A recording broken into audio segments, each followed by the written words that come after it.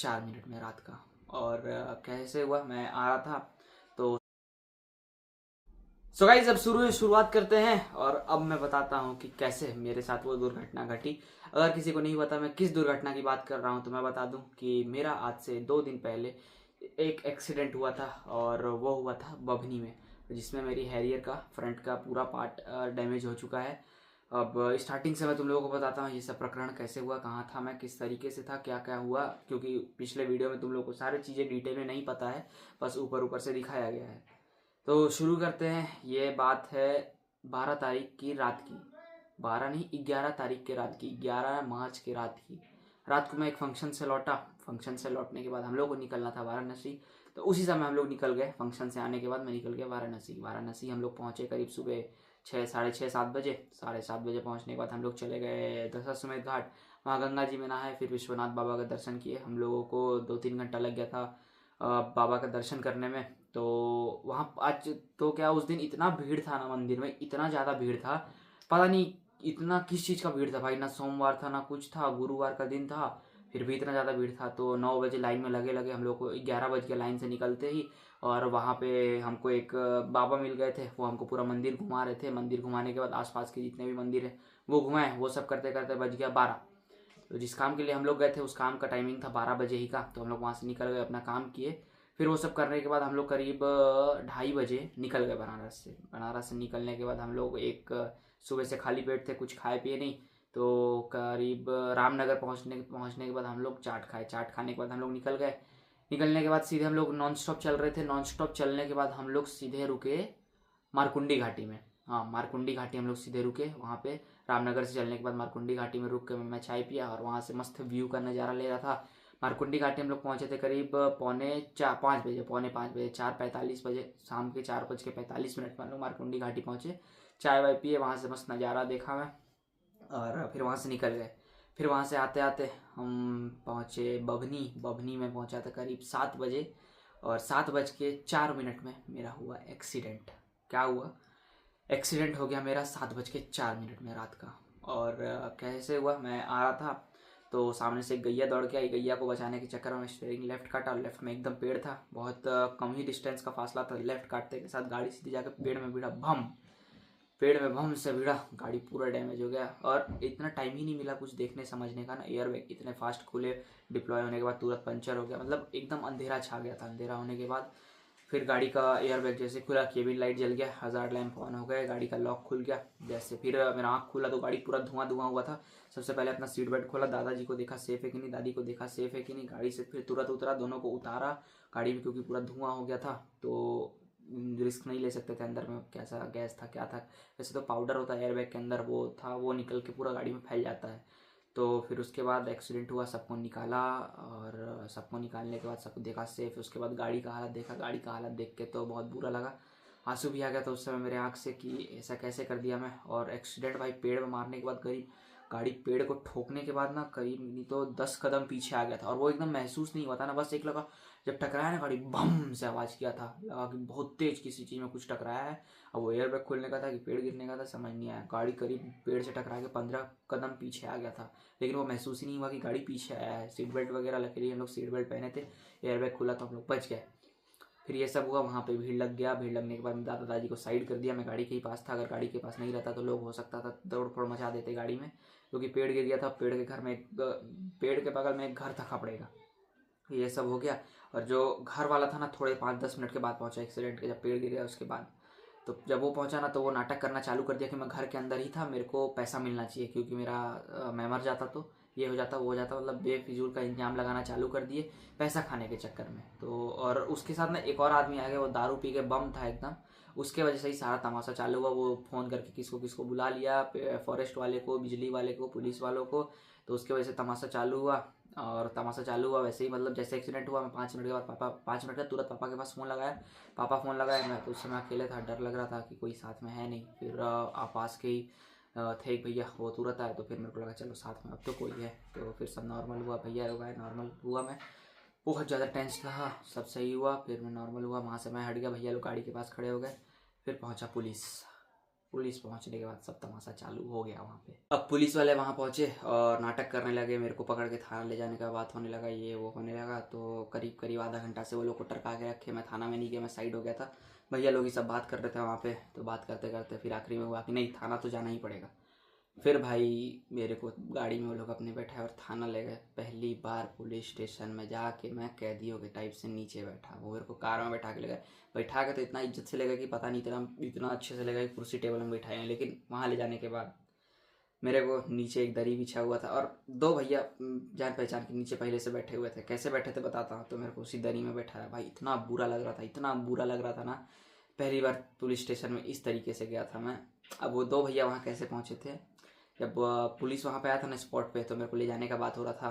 तो 2-3 भैया लोग थे वहाँ पे, तो वो लोग बोले कि नहीं जाएगा, कुछ भी हो जाए ये पुलिस स्टेशन नहीं जाएगा। तो एक भैया से बहस कर रहे थे, तो एक भैया बोले तू चल यहाँ से, कि यहाँ पे फालतू ये लोग बकवास कर रहे हैं, तू चल। और पुलिस वाला देख लिया कि यही हटाया है इसको, मैं तो चले गया।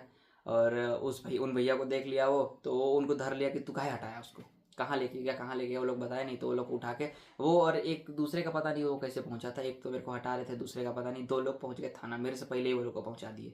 फिर उसके बाद गाड़ी एक्सीडेंट होने के करीब 1 घंटे या 2 घंटे के बाद मैं थाना पहुंचा। थाना पहुंच के भाई नीचे बैठा, बैठे पे बहुत परेशान हो गया था। वैसे तो वो लोग से बात कर रहा था, बात करते करते टाइम निकल गया। अगर वो लोग नहीं रहते भाई तो वो 2 घंटा मेरी ज़िंदगी का सबसे बेकार 2 घंटा होता, क्योंकि थाना में उस तरीके से बैठना, मुड़ी नीचे करके, किसी को जानना ना पहचानना। वो लोग के साथ में बतिया रहा था, हंस रहा था, क्योंकि नॉर्मल हो गया था उस समय तक। अब डर बर नहीं था क्योंकि सब सेफ थे, गाड़ी तो गया उस समय तक। मेरे को समझ आ गया चलो अब बच जाएगा गाड़ी, कुछ भी हुआ है जो। तो वो लोग के साथ बैठ के मैं बहस कर रहा था, बात कर रहा था, हंस रहा था। तो फिर वो सब के बाद करीब 12-1 बजे मैं वहाँ से निकला, लेकिन उन लोग वहीं रह गए थे। 12-1 बजे मेरे को निकाले, कैसे कर करके जो भी कर करके निकाले मेरे को। अब यार नुकसान क्या क्या हुआ, गाड़ी तो गया ही, पेड़ गिर गया। पेड़ जब टकराया ना, तो पेड़ जब गिरा ना, तो बिजली का तार लेके गिरा। तो गाड़ी रात भर वहीं फिर थाना में रोकना पड़ा, क्योंकि कागज वागज बन ही नहीं पा रहा था। सब लोग ऑब्जेक्शन कर रहे थे कि एक्सीडेंट हुआ है तो इतना जल्दी कैसे कोई रिलीज़ करा सकता है, ये वो करके गाड़ी थाना में चल गया। फिर सुबह हुआ तो सब तार वार गिरा, उसका फाइन वाइन भर के हम लोग वहाँ पे से निकले। फिर निकल के बाद फाइन इतना जल्दी नहीं निकले भाई, गाड़ी वहीं था। सुबह हम लोग 1 बजे पहुँचे थे थाना में बैठे 2-3-5 बजे हम लोग भाई गाड़ी रिलीज़ करा के निकले वहाँ से। 5 बज गया था गाड़ी रिलीज़ कराते कराते। अब मेरे को समझ नहीं आ रहा है, देखो मैं तो भाई मारा पेड़ में। मैं वो भैया लोग से बात कर रहा था, तो मैं बोला देखा यार, मैं तो गाड़ी मारा पेड़ में। अब पेड़ तो फॉरेस्ट का है, अब पेड़ में जाके तार पे गिरा है, तो अब तार का पैसा तो फॉरेस्ट वाले को भरना चाहिए, तो मैं क्यों भर रहा हूँ। सब हंसने लगे, लॉजिक है कि नहीं इस बात पे, समझो। सब मेरे पे हंसने लगे, यार क्या बात कर रहा है, फालतू बात मत कर, चुपचाप बैठे रहा। तो मैं भाई फॉरेस्ट वाले से पैसा लो ना, लेकिन मेरे से फालतू का फाइन ले लिया वहाँ पे वो लोग। वो सब घर भर भरा के भाई इतना बेकार लगा था। लेकिन जो थाना में बैठा था मेरा, इतना बेकार कि पूछो मत। फिर करीब करीब मैं 12 बजे थाना से निकला था। मतलब बिना काम के मेरे को ले गए थे, ज़बरदस्ती पैसा इटने वाला काम था कि मेरे को बिना काम के थाना में ले गए थे। तो बस एक्सीडेंट हुआ ना, किसी को हानि हुआ, बस एक पेड़ गिरा, बिजली का तार गिरा, उसका फाइन वाइन भरे। फाइन तो सुबह ही भरा है, लेकिन फॉरेस्ट वाले को भरना चाहिए कि नहीं भरना चाहिए बताओ। खैर वो सब बात छोड़। तो फिर ऐसे ही हुआ। फिर गाड़ी को हम लोग लेके रात को तो फिर पुलिस स्टेशन ले गए, क्योंकि वहाँ पे गाड़ी रिस्क था, कुछ चोरी हो जाता, कुछ तोड़ फोड़ फालतू का हो जाता। तो हम लोग एक जो फ्लैट बेड पहुँचा था उससे ले जाके वहाँ पे थाना में गाड़ी को रखवाया। फ्लैट बेड तो मैं तुरंत बुला दिया था, लेकिन अंबिकापुर से फ्लैट बेड गया ना, तो टाइम लग गया वहाँ पहुँचने में। इसके वजह से बतंगड़ बन गया, क्योंकि स्पॉट पे आधे घंटे या पौन घंटे के बाद पुलिस पहुँची थी, तो बतंगड़ बन गया। तो फ्लैट बेड का भी पैसा पहले दिन का बेकार हो गया। 7,000 रुपये पहले दिन फ्लैट बेड में लगा था। फिर उसके अगले दिन फिर हम लोग बुलाए, तो लेट हो रहा था। तो मतलब ये जो फ्लैट बेड वाला था ना, वो बहुत बेकार आदमी था भाई। तो थोड़ा सा भी लेट हुआ ना तो तमाशा करने लगा, नहीं गाड़ी भेजो वापस, मेरा गाड़ी भेजो। तो वहाँ पे ऐसे ही हुआ। फिर फ्लैट बेड मतलब रोकते रोकते शाम को 5 बजे तक, क्योंकि फ्लैट बेड 3 बजे करीब पहुँच गया था वहाँ पे। 5 बजे हम लोग गाड़ी रिलीज़ कराए, गाड़ी लोड करा के निकाले गाड़ी को वहाँ से। फिर धीरे धीरे यहाँ आए। यहाँ आने के बाद गाड़ी को फिर वर्कशॉप में गया। वो तो लकीली भैया लोग से थोड़ा बात था, तो रात को वहीं उतर गया, नहीं तो गाड़ी यहाँ उतरवाना पड़ता, फिर सुबह घर उतरवाना पड़ता, फिर सुबह वहाँ से ले जाके वर्कशॉप देना पड़ता। तो वर्कशॉप गाड़ी को छोड़ के फिर आज सुबह गाड़ी का पूरा इंश्योरेंस क्लेम का प्रोसेस पास करवा के आ रहा हूँ। फिर उसके बाद अभी यहीं। और चोट की बात करें तो मेरे को यहाँ पे एयरबैग खोलने का इंजरी हुआ है, यहाँ पे और यहाँ पे सीट बेल्ट का थोड़ा मेरे को लगता है स्ट्रेच पड़ा है। जब गाड़ी झटका पड़ा ना, तो यहाँ पे और यहाँ पे हल्का मेरे को दर्द हो रहा है। दादाजी का जब एयरबैग खुला, सीट बहुत पास में था, तो एयरबैग जब खुला ना तो मेरे को लगता है यहाँ आके चोट लग गया, उसकी वजह से यहाँ पे उनको थोड़ा पेन है। सबका इलाज हो गया है। और पीछे दादी सो रही थी, दादी को भी थोड़ा चोट लगा है, यहाँ लेफ्ट रिब्स में ना दर्द हो गया है। तो यही इतना कुछ नुकसान है। बाकी गाड़ी का भी प्रोसेस चल रहा है। बोला गया है कि 2 दिन के अंदर गाड़ी का एस्टिमेट बनेगा, फिर उसके बाद सर्वेयर आएगा, फिर उसके बाद अभी तो ऊपर से एस्टिमेट बनेगा, फिर उसके बाद फाइनल एस्टिमेट जब बनेगा उसके बाद ही पता चलेगा क्या क्या डैमेज हुआ है। इंजन तो डैमेज हो गया, टर्बो वर्बो टूट गया है, मैं देख के आया हूँ इस सब चीज़ों को। लेकिन ना अब बात करते हैं ये एक्सीडेंट हुआ कैसे। कुछ ना जिस दिन निकल रहे थे ना उस दिन मेरे को अंदर अंदर खटक रहा था, कुछ अजीब लग रहा था। वैसा फीलिंग हुआ नहीं, मैं सोचा पहली बार अकेले निकल रहा हूँ ना, इसके लिए हल्का नर्वसनेस है।